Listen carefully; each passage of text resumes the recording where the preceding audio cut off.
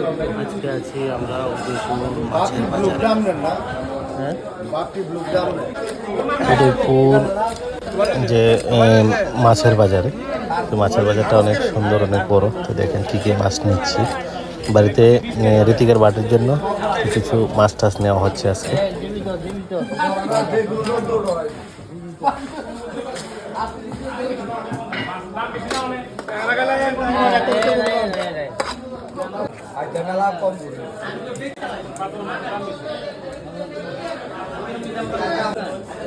ওই রুইটা আছে তিনটা দিয়া লাগে